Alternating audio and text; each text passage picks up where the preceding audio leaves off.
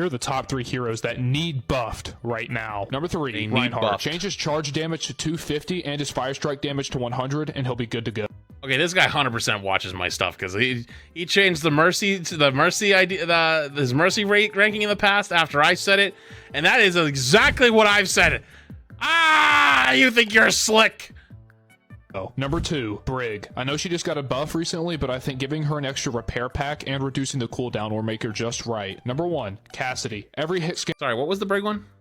Just got a buff recently, but I think giving her an extra repair pack and reducing the cooldown will make her just right. I think Brig's already really strong. It's just the meta doesn't fit her right now. She's a sleeper pick. Number 1, Cassidy. Every hit scan right now is better than he is. Give him his stun back. Here are the top. Ah, you almost had me. It was a 2 out of 3. I mean, I guess it was 1 out of 3, but fair. Whatever. Actually, let's see what people said about that. Comments? Genji needs a buff. True. Genji needs his ammo back at least, because they nerfed him because of the DPS passive that no longer exists. Hot take, if you think Cassie needs a nerf, you can't aim or rotate maps positions logically. That is definitely a hot take, because it is an incorrect one. Brig needs buffs so bad. No, she doesn't. You will figure... Brig is like Ball.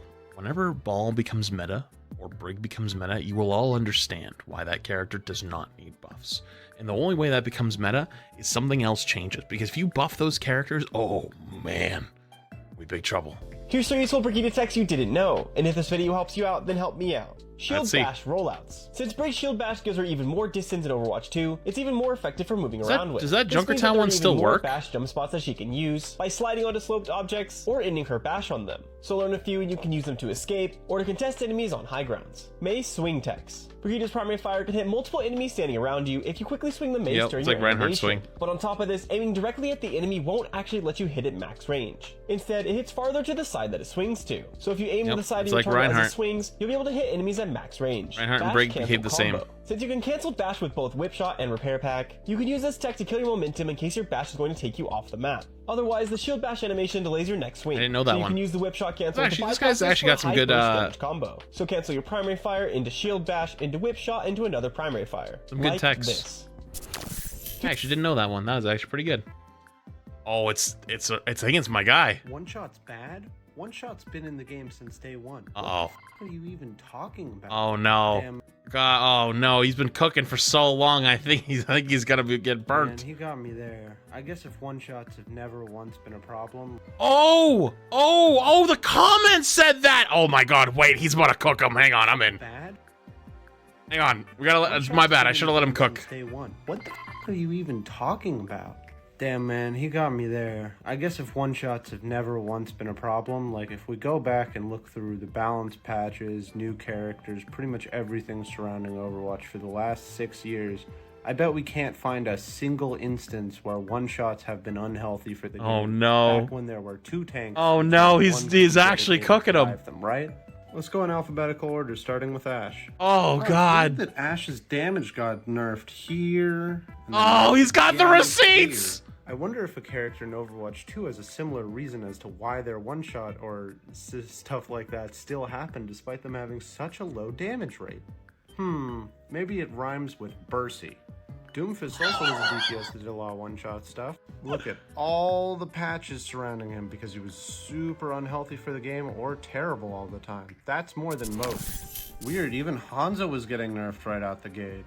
Let's not forget when they got rid of Scatter Arrow because one-shots aren't fun. It's weird. Damn! Hog's hook was getting nerfed right out the gate too. Damn! His hook got nerfed again. Damn! And then his damage went down and his ammo went down. Damn! The real problem child of one-shots, let's talk about Widowmaker.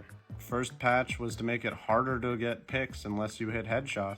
She doesn't seem to be doing well with 2 tanks, so let's make her grapple a little shorter. Weird, a year later it seems like they were like, oh, never mind, and put it back. And then they were also again like, put it back. Maybe she was just a bit too survivable. And then they also nerfed her charge time. That's weird too. And then they nerfed her ammo and her charge time. And finally, they reduced her health. Oh my god. Too survivable. One shot. Dude, I was talking about like most of this stuff today. I was talking to Chad about this and telling him like how like I'm not totally set on Widow's like broken yet, although she's very strong. Like I think Sojourn and Hog go first, and then we retest to see if Widow is actually like a big problem if other tanks are viable. But this guy's got the receipts. Shots have always been hard to balance. It almost seems like in a game where one-shots were already miserable to balance and they avoided trying to add new one-shot heroes as much as possible that had little to no risk in trying to one-shot, that maybe when you take out a second tank who can dedicated dive the one-shot character and make it hell for them to play the game, maybe just then one-shots become more of a problem. It's almost like Sojourn is OP because of this exact reason. Because one-shots suck. I'd actually argue that I think Hog is quite possibly one of the easier one-shots to counter in this game, because at the end of the day, the way that you can counter him is either run Hog yourself or run a character like Orisa. If you're talking about characters like Widow and Hanzo, people will be like, oh, just run Winston and jump on them. Run Winston into Hog meta. Yeah, nice one. Not to mention, most good Widow and Hanzo players are good at playing into their own counters, because that's what people pull out against them. So your only option, realistically, is to one-shot them better. If you played this game this long, you'd know this. Oh my god, this guy actually just cooks people, and I'm actually such a fan. If we're really gonna go on this one-shot rant, why not nerf Ryan? He one-shots with Rush, which in turns makes him vulnerable. That's about what I expected out of that one. You know, Rush 2 plays differently than the first game on release. Almost like a character needs to be changed as the game changes. Mind blowing emoji.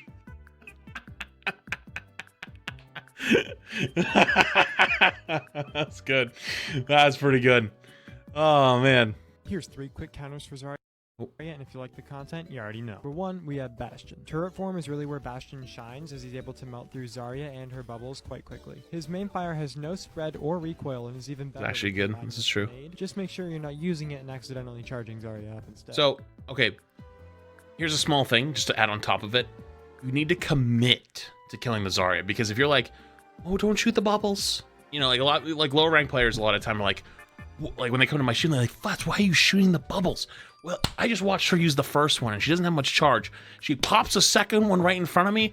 I'm blowing that ass up, because she thinks she has this 2 seconds of, yep, you can't hurt me. And I'm just like, no, actually, I'm coming for that ass now. And I just will break through that bubble and kill her. And then she's like, how did I die? You know? And it's like, dude, bubble is really strong. It can be really strong and can be really effective.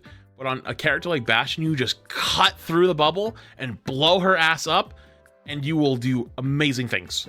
At number 2, we've got Roadhog. Roadhog, similar to Bastion, is one of those characters that I put on this list because they lean heavily into damage, and they're just going to pop Zarya's bubbles and then Zarya herself. Hog's Breather gives him 300 health and 50% damage resistance, and despite being on an 8-second cooldown, this guy can literally face up anybody you throw at him. Hook is pretty useful when used immediately after seeing one of Zarya's bubbles burst, where you hook her into your team and you guys focus her and melt her. His ultimate is just constant damage for 6 seconds, and that can shoot through even the strongest of foes. At number 3, we've got Baptiste. Bap's value is centered mainly in his high burst healing and his immortality field. His right click has a high fire rate and cranks out shots that hit directly for 77 healing apiece. You should save Immor for grab, or if Zarya is supercharged and she's melting that's what I was thinking. Someone down. Window is great because it amplifies outgoing healing and damage. Here's 3 quick counters for Zarya. I mean, that's actually not that bad. I mean, he's probably tried to pick one for support. I think that Bap was probably the best choice there. Here are the top 3 tips on how to have more fun in Overwatch 2. Number 3, don't take ranked too seriously. True. Sure, try to win, but don't rage at your teammates if you lose. True. I need to take this advice too.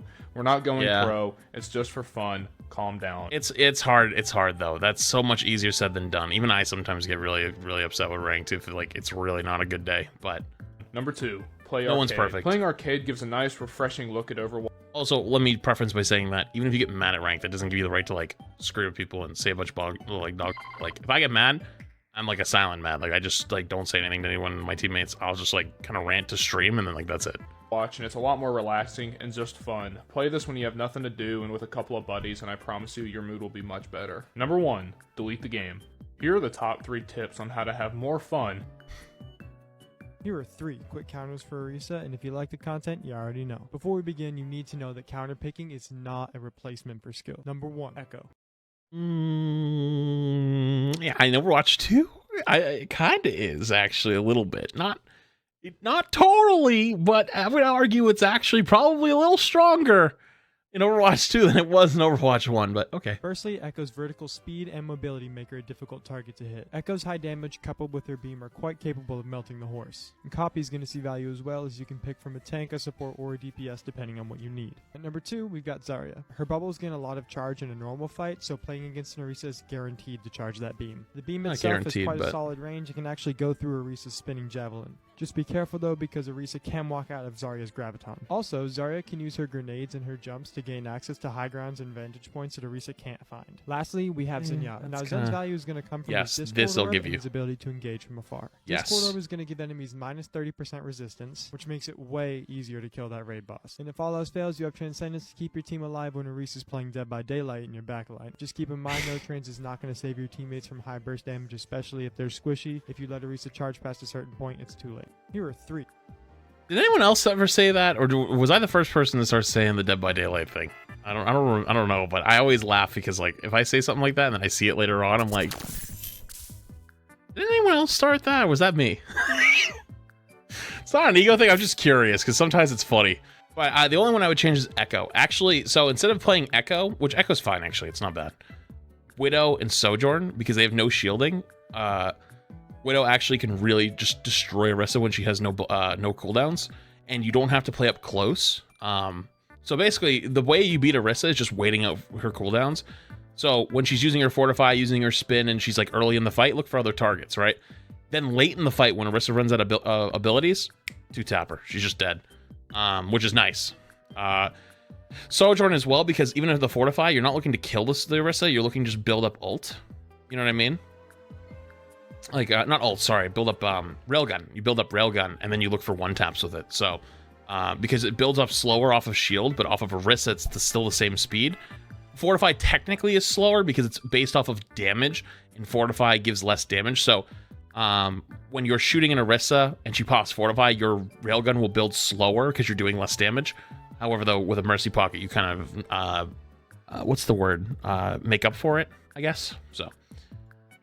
Hog definitely needs a nerf. Hog is a big problem as to why this game is just not really fun to play right now. There should not be a tank that is allowed to one-tap you from basically anywhere on the map. He has 600 HP, basically can never die because when he vapes, he gets like a 25% Doesn't he have 700 HP? damage reduction. And when you vape, you get ult charge. And when you get your ult, you get basically free space. You just push everybody back and move the cart. I'm honestly 700? I thought 100% so. okay with them just removing with them straight up just removing. Yeah, that was the most relatable thing I've ever seen somebody put into a TikTok. God, I do that all the time. I fall apart like mid-sentence or mid like rant. Like I'm doing it right now. Like at least 8 out of 10 times. My brain is faster than my mouth. So then my brain's like 2 sentences ahead, and I'm like, wait, slow the down, bro. It's Them just removing with them straight up just removing Hog entirely. That's on Overwatch. awesome. I genuinely think it would make the game way more enjoyable. actually kind of based. I actually think Roadhog legitimately like. I think Roadhog is very similar. Roadhog is very similar to some other characters in Overwatch when they're extremely strong. The game is not fun for anybody. Widow's a great example. Though I'm willing to wait still on Widow until Sojourn and Hog. So whenever Hog gets changed, Orisa needs to come down after. And then Sojourn, obviously. Once those are changed, I think Widow needs to be stress tested because she's really, really strong. But I think Widow is probably the next one on the chopping block because Widow... I lose so many games where I'm like Circuit Royale, where you literally just load in on the start screen and you're like, oh, they have an extremely good hit scan player. I don't have any hit scan players on Circuit Royale. Oh, they just picked Widow and just kill 3 every fight. That's ass. And that's the stuff that's not very fun. So I think Widow's probably going to be the next one up on the chopping block after Sojourn or Sojourn Hog, which hopefully Sojourn gets some changes, which technically they could buff Sojourn. We actually don't know at this point. I don't know.